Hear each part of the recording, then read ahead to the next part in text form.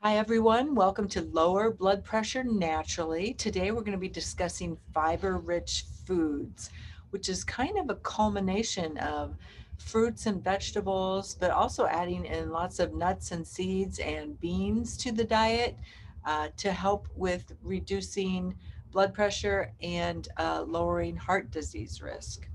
So we'll go ahead and get started. So fiber types and guidance. So there are two types of fiber we generally speak about, and that's soluble fiber. Soluble fiber will dissolve in water and it helps to slow down digestion, helping you to stay feeling fuller longer. It can help lower the body's cholesterol and blood sugar levels. So I like to think of soluble fiber as an exfoliator for our insides. So it kind of rolls through our gut and picks up cholesterol and helps to remove that. So soluble fiber you will find in beans, fruit, in particular citrus fruit, apples, strawberries, in our legumes, lentils, oats, peas. Psyllium husk is another one I'll talk to you about, and some other seeds such as sunflower seeds and flaxseed. Then you'll also find insoluble fiber, and many vegetables have both soluble and insoluble fiber in them. But insoluble fiber doesn't dissolve in water, so it plays a very different role in the body. It kind of goes through the system and it adds bulk to our stool and it passes through more quickly. So this helps to relieve symptoms of constipation and keep us more regular. So some of the insoluble fibers that you might eat would be wheat bran, whole wheat, some vegetables such as beets, spinach, carrots, broccoli, celery is another good one with a lot of insoluble fiber.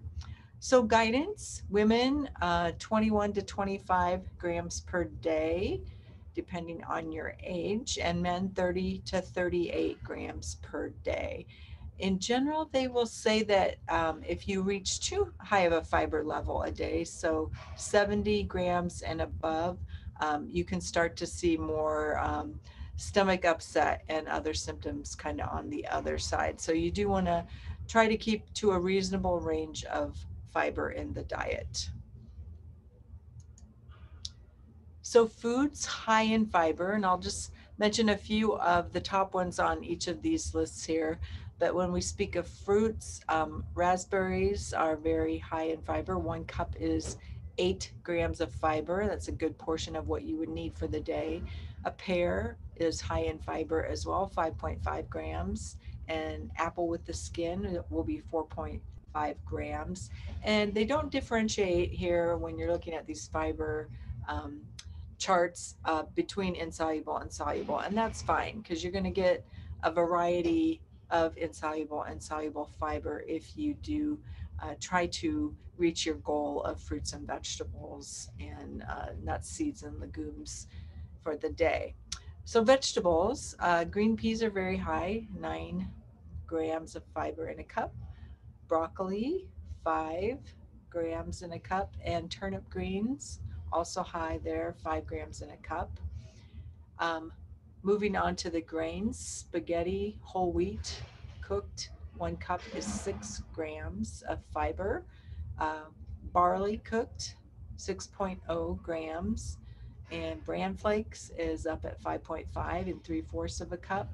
Quinoa, 5 grams. And an oat bran muffin is also a good source, or oatmeal at 5 grams in a cup or a medium muffin.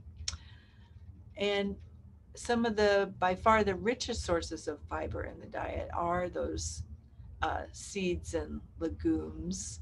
So, split peas, a cup of those is 16 grams of fiber. Lentils, 15.5. Black beans, 1 cup, 15 grams. Baked beans, 10 grams. And chia seeds is very high as well, 10 grams in 1 ounce of chia seeds. So, their fiber is readily, highly available in a lot of our plant foods. It's just we need to get a variety in of them each day. So moving on, fiber and your heart. So it is, there have been studies done in the past. They're a little bit older or dating back to around 2005 or so that show that getting a variety of fiber in your diet can modestly lower your blood pressure. But one of the biggest benefits of fiber is that it lowers cholesterol. And again, we want to make sure that our vessels are staying pliable, that they're able to allow the blood to flow freely. So that helps to reduce blood pressure. So that's one of the important things about fiber. Um, the studies show that fiber also has a very good effect on inflammation in your body as well. And over here on the side, I just wanted to show one of the recipes that I make at home. I've purchased the psyllium husk powder. You can buy that in the health food store or online.